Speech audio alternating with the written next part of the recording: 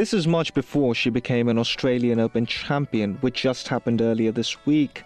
In fact, we go back to the summer of 2012, when Li Na published her autobiography and wrote about her first ever coach, Xia Xiyao. She was gentle, she said, and not as serious as other coaches. Li began learning tennis from Xia when she was 7 years old and trained with her for the next 4 years.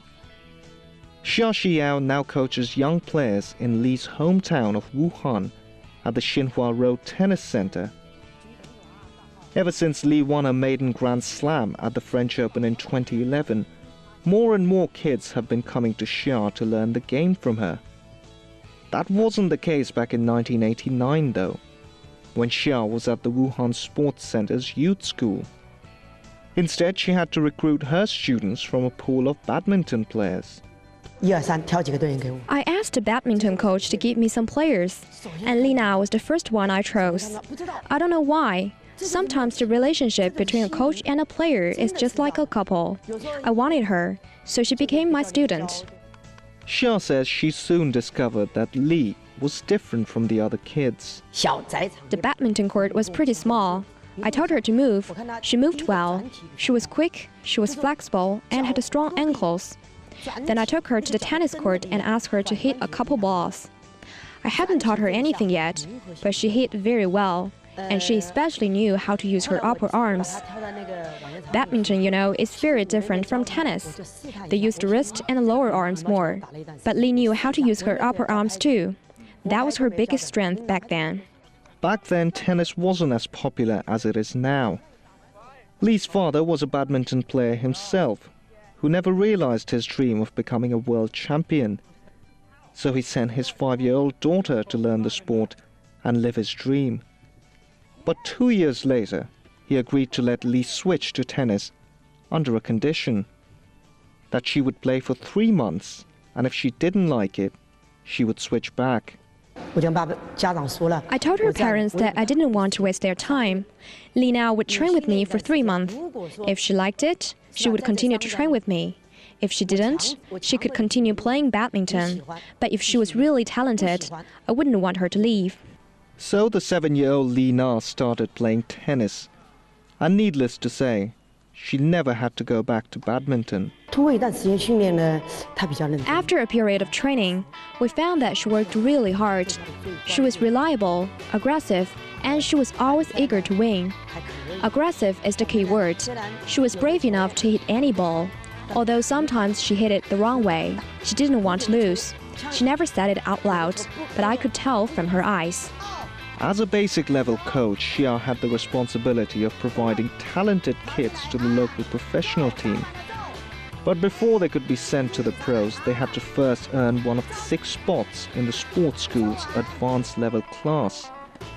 To do that, Li would have to beat one of the class's sitting members to take their spot, all of whom were 2 years older than her. And at the time, she'd only been practicing with Xia for just a year. But despite the circumstances, she did it, beating a girl 2 years older and taking a spot in the class. That also meant Li would have to live independently at the school, which is something the youngster couldn't quite accept at first.